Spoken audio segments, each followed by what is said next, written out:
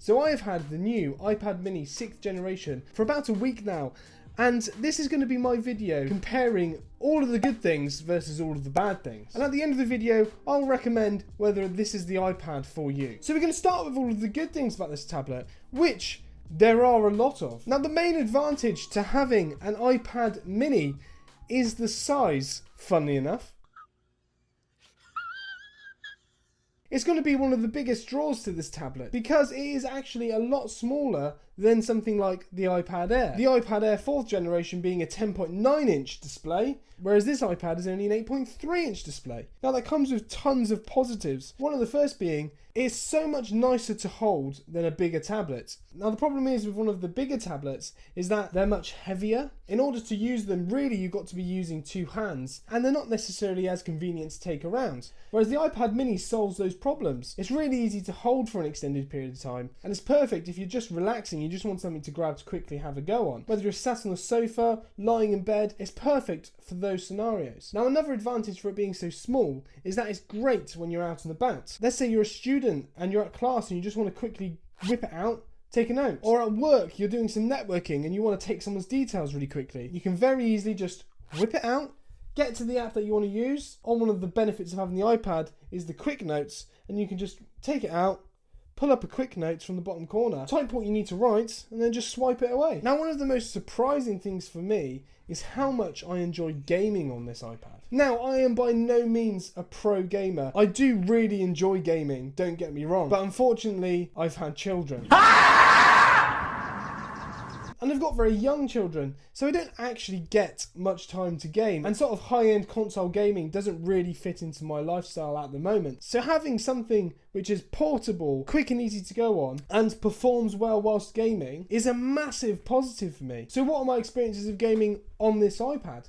Well, I've downloaded a few games. The main two I've been playing so far is FIFA Mobile and Call of Duty Mobile. And I'll be honest, I'm having so much fun playing with those on this tablet. We're helped out massively because this iPad mini has the new A15 Bionic chip, which performs staggeringly well. It's actually a better chip than what's in the iPad Air. Obviously, it's not going to beat the iPad Pro's M1, but for the games that I've been playing on it, I've not experienced any drops in frame rate at all, and I'm not going to guarantee that you'll get that exact experience because it might happen at some point, but so far, everything is looking really good. Now, why is gaming on something like this iPad mini better than gaming on the iPad Air or even the iPad Pro? Well, it comes back down to the size. The size of this tablet isn't too dissimilar to holding something like a controller. The weight isn't that much different. When you're holding it in your hands, the screen size is actually perfect. Now, one of the things you can do with an iPad now is you can pair it with an external controller.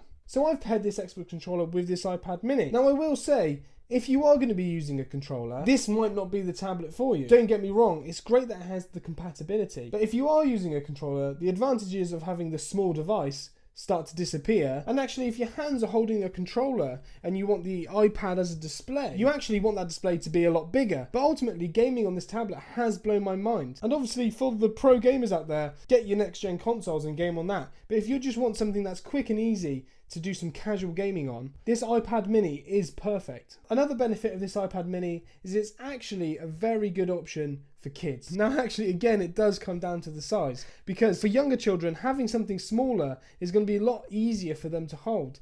And actually, in my last video, I talked about the bezels on these things and how they're a little bit bigger than I expected them to be. But that's going to be a lot better for young children because they're less likely to be touching the screen accidentally if they're not very good at it. That being said, most 5-year-olds are probably better than most of us at using technology anyway, so more power to them. The next great thing about this iPad is the fact that it has joined the ranks of the other iPads by going for USB-C. It means you can connect external drives, external accessories, and it is going to massively enhance what this iPad can do. Now you're probably thinking, Sam, it can't all be perfect. And you're right, it's not.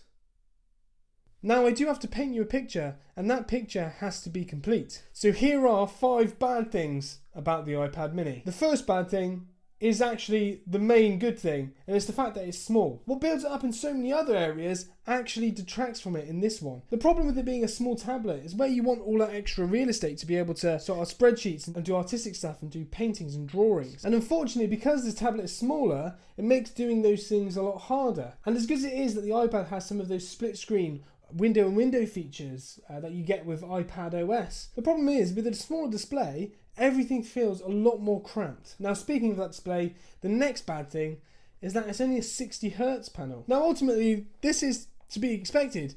I would have been surprised if they had put 120Hz on ProMotion or anything in this tablet. You get those things with the Pro model at the moment, and you have to pay a premium for that. But if they ever go down the route of doing something like an iPad mini Pro, and they want to include those features, it's going to make the gaming more responsive, and it's going to make everything just seem a lot more snappier and smoother.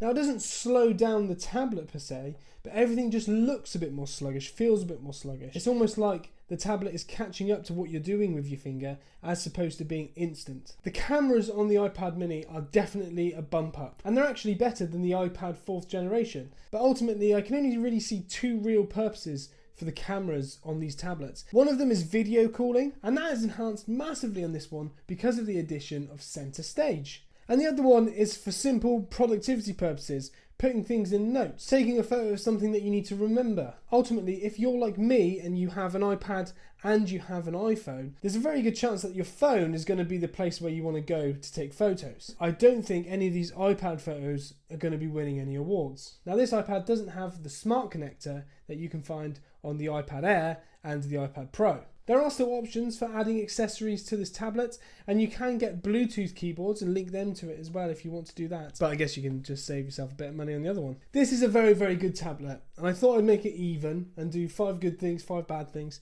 but I'm really struggling to find another bad thing. Ultimately, it does everything very well, and pretty much everything inside is exactly as you would want it. If I had to stretch and find a fifth thing, it's the fact that they've added the volume buttons to the top of the display. And obviously that is because of adding the Apple Pencil 2, which is obviously another Pro. After having it for about a week, I am getting used to where the volume buttons are, but ultimately I still do find myself not finding them and wondering where they are. Do I think you should buy one of these? I can see why it might be better for some people to have one of these, and I can see why it might be better for some people to go a different option on the iPad range. Ultimately, the benefit of the iPad mini is some of the quickness and convenience of having an iPhone, but with the potential and the capability of an iPad. So for just having it casually around the house to quickly pick up and do stuff on, for doing a bit of casual gaming, amazing. If you're going to be doing any sort of productive things or going down the creative route, I would advise going for something a little bit bigger. And if you do want something bigger, you are in luck. It's not necessarily going to cost you more money. You can go for the older design and slightly less powerful iPad. You are going to miss out on some of the performance upgrades of this iPad mini. Or if you want to spend a little bit more money and get most of the things you get with this,